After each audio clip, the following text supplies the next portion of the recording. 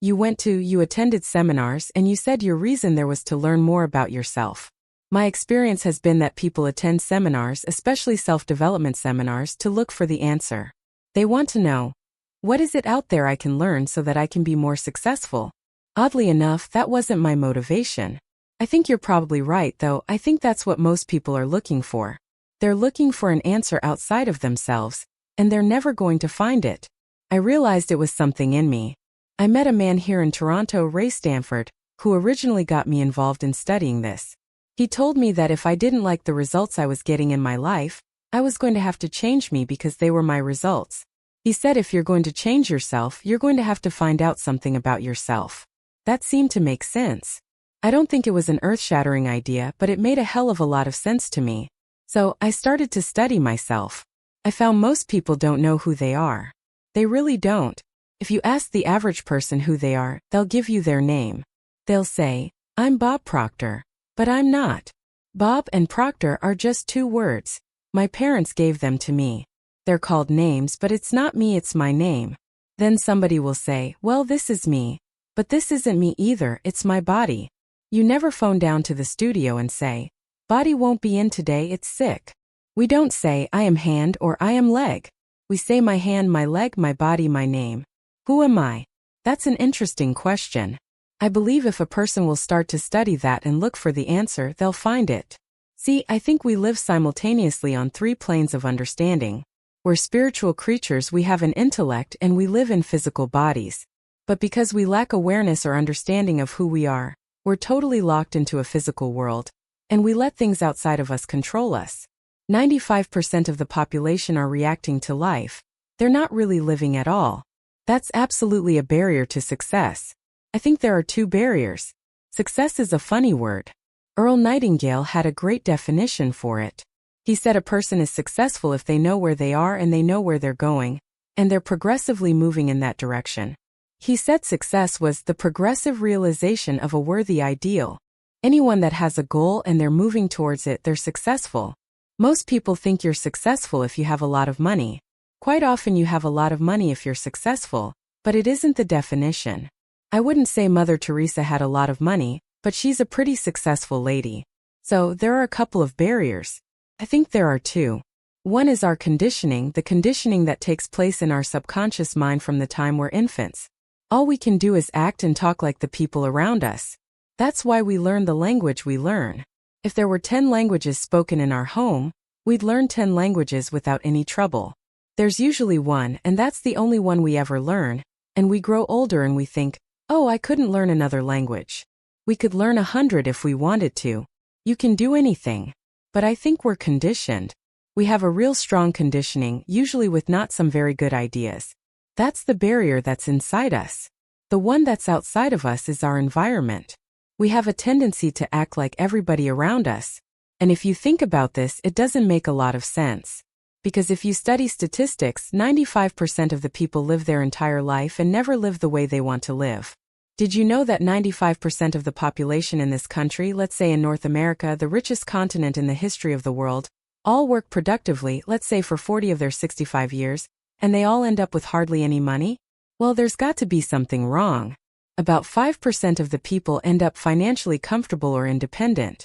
No, actually, I think it's quite an exciting idea because the idea behind it is that anybody can win, anyone at all. But if we start studying these statistics, I think we'll arrive at the conclusion, geez, I better start thinking for myself rather than follow everybody. Most people get a job, they look around, they see how everybody else is doing their work, and they start doing it the same way. They should stop and think, I wonder if any of these people know what they're doing? Is there a better way to do it? We don't want to stand out, we don't want to get fired, we don't want to make waves. Exactly, just fall into line, take a number, be like everybody around. That'd be great in the animal kingdom, but human beings aren't supposed to live that way. I think we should make a few waves. We should maybe stand out, be different. Not for the sake of being different, but because we are different. We all think different thoughts, and I believe we should start to think and build images in our mind of what we'd like to do, and then set out and do it. Emerson did that, Edison did that, Marconi did that, Samuel Morse did that. Buckminster Fuller did that. We could go on and on and on and on. They were different, they stood out, they made a few waves. I didn't start it like that in the beginning. I started that I wanted to earn a lot of money. I figured if I had enough money, I was going to cure all my problems. I found that that wasn't true. I earned a fair amount of money and I seemed to have more problems. But after working at this for a few years, I decided that the real answer is to get to know yourself a little better. And I don't think you have to go off to the Himalayas and become a guru to do that. I attended seminars. I went and listened to different speakers who taught something about the mind. I think the answer's in our mind. If we all start studying and trying to understand our mind. I learned that the biggest part of me you'll never see. It's non-physical. And what you see here in the physical body is nothing but the physical manifestation of the higher side of my personality. And of course, that's true with you, and it's true of everyone. And what we have to study, I think, is how does this non-physical part of my mind work? What happens when I think? Where do thoughts come from? How is this chair built? Somebody had to think. Thoughts are everywhere. And we pull thoughts into our mind and we build pictures or images in our mind. What we want to understand is that's a non-physical side of ourself that's doing that. If I can build an image of something in my mind, I'm quite capable of building a physical replica of it in my world. So, if I build an image of me as a happy, relaxed person, I can live like that. If I build an image of myself as being prosperous, I can become prosperous. Absolutely. We're already rich, just short of money. The first thing you do is sit down and decide what you want. If it's money you want, how much money? Well, nobody knows how much lots of is. So, you've got to be specific. You write down on a card exactly what you want. And you carry that card around and read it often. Now, this is what I learned in the book Think and Grow Rich, and it's what I teach in the seminars. I'll teach people how to set goals. But you decide exactly what you want. And then you start to think. Now, you're going to have thoughts come to your mind of why you can't get it. You have the ability in your conscious mind to reject that idea, kick it out of your mind. Thinking of why you can't do something is never going to do you any good. And keep thinking until you start to think of thoughts of how you can do it. And the way will be shown to you. It comes in the form of images in our mind. Think of how you can and not why you can't. That's the first step. And just think of how you can. Now, I would say even before you get into that, you should get a good book and start to study it. Select a person who is already doing something that you'd like to do. Get to know that person. Go to the experts for advice. Don't ask the person next door, your mother, father, brother, or the guy that works beside you because they don't necessarily know. There's no point in asking a person how to earn a lot of money if they're only earning $10,000 a year. They don't know. If they knew, they'd probably be earning a lot. It's like don't go to a sick doctor if you want to get healthy. So, you find someone that you can go to for advice, get a real good book and lock into that book and start to study it. Like I've got this one that looks like a Bible, you know? But this is Napoleon Hill's book, Think and Grow Rich. I've been reading this thing now for 23 years. I'll probably read it for another 23 years. I've got another good book that I brought over here today. It's called The Power of Your Subconscious Mind. The author, Dr. Joseph Murphy, wrote this book. And that's probably one of the best books that you're ever going to find because you're going to learn something about your mind when you read this book. I read a lot of books. I've got probably 1,000 books sitting in my den at home in my library, but the one that I carry it everywhere I go and I read it all the time is Think and Grow Rich. I never stop reading it. I think I could probably recite it verbatim. But the secret is, I once read in a book where it said, when you read a good book through the second time, you don't see something in it that you didn't see before. You see something in yourself that wasn't there before. You see, when I read this, I create a greater awareness. Hill said, the missing link in all systems of education known to civilization today may be found in the failure of educational institutions to teach students how to organize and use knowledge after they acquire it. He went on to say that we should understand the real meaning of the word educated. It's not going to a brick-and-mortar edifice for 25 years. That's gathering information. You'll probably develop your memory, but I would question how well you develop your mind. And I'm not against education because I encourage my children to go to school as we know it. Now, he said, the word education comes from the word educo, and he says, it's derived from the Latin word educo meaning to induce, to draw out, or to develop from within. An educated person is not necessarily one who has an abundance of general or specialized knowledge. An educated person is one who has so developed the faculties of their mind that they may acquire anything they want or its equivalent without violating the rights of others. An educated person is the one that knows how to go and get what they want out of life. I think we should forever be involved in research because learning is a lifelong process. You never stop learning. Education means to draw out from within. We're drawing on an infinite source. We've got deep reservoirs of talent and ability within us. We can learn to do anything. We have phenomenal powers. If we used our body like we used our mind, we'd probably just move our little finger. No. But we're not taught to. Kids in school should be taught, before the school year ever starts, to sit down. They should be given a blank report card and get them to visualize the marks they want to get, and write your own report card. This is before school starts, the first week in school. And then the teacher should say, now I want you just to concentrate on how to get that mark, and I don't want you to think of why you can't. And I want you to form the attitude that you're going to get it. Now some people say that's not being realistic. That's being very realistic. That's following the success principles that go back 6,000 years in recorded history. That's how everything was accomplished. Hell no. Greatness comes from fantasy. I would imagine that when Edison first saw the light bulb, he was fantasizing. But he kept fantasizing and he built it into a theory, and then he built it into an image, and then he built it into a fact. I mean, when I was a kid, it was a fantasy to think of going to the moon. We've been up there with cars playing golf. Attitude. It takes in the way you think and the way you feel and the way you act. I'd have a difficult time really explaining attitude right just in a conversation. I use a board in the seminar. I did an attitude seminar last night. We spent 3 hours dealing with that one subject, so to do it here in 3 minutes, I can do it, I haven't learned how yet, let's put it that way. You have to have a winning attitude though. Well, nobody can change another person's attitude, and the only attitude we can change is our own. But you see, if management have the idea it's their attitude and we can't do anything about it, then they're not going to do anything about it. But if management arrive at the conclusion, yes, it is attitude, and let's teach the people something about attitude. Let's teach them something about themselves. Let's make them realize that they're worth something, that they're valuable, they're the greatest resource we've got. Companies spend about 65% of every dollar that comes in goes back out on employees and wages and benefits. And yet management knows less about employees than anything else. They know more about the gadgets and the widgets than they do about the people. Absolutely. Well, if we could understand, let me digress for a second. The whole universe operates by laws, and there's a law of opposites. It's called the law of polarity. Everything has its opposite. There's a right and a left side.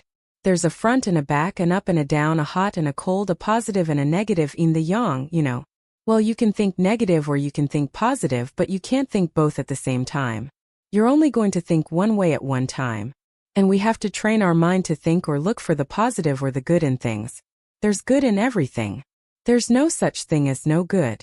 Now, you may have to look to find out what it is. But there's something good in everything.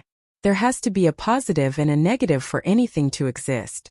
There's a law of gender that decrees that.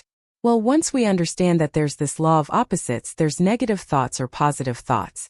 As the thought energy flows into our mind, we decide what we're going to think. A person's out of work, they can decide to think, I can't find a job. Or they can decide to think, I can. If they're thinking, I'm going to find one, then they'll start attracting a train of thought to them, figuring out how to find it. You really have to understand how your conscious and your subconscious mind works in relation to your body or your physical world to understand attitude. Attitude should be taught as a subject in school ahead of reading, writing, arithmetic, or anything else. Because it's a person's attitude that's going to determine the marks they get. Yeah, well, that would, like we were talking about success principles, and I was saying you've got to get the winning attitude, you've got to set a goal. Then you have to work on self-image. Now, when we think, we build images in our mind. Dr. Maxwell Maltz discovered the self-image concept as we know it today in 1960. He was a plastic surgeon. And he realized he was operating on people. He may have removed a nasty scar from their face, and he'd notice sometimes when he removed the scar, maybe did a nose job on them or something, there was a great psychological change took place in the person. Where they may have been introverted, they started to become very gregarious and outgoing. And he postulated that there must be two images that we have, an exterior image and we also have an inner self-image. And he started to study this, and he wrote a magnificent book on it called Psycho-Cybernetics. In Psycho-Cybernetics, psycho being the mind, cybernetics being the science of control and communication. And he goes into this, and he explains how every one of us has an image in our mind of ourself, and it's called a self-image. Too many people don't know much about themselves, and so they don't have a very good image of themselves. And you'll often notice that people will shy away from you. They won't look you in the eye. They'll look down, they'll look up. They'll never try to do anything of any great consequence because they don't think they can. They have a poor self-image.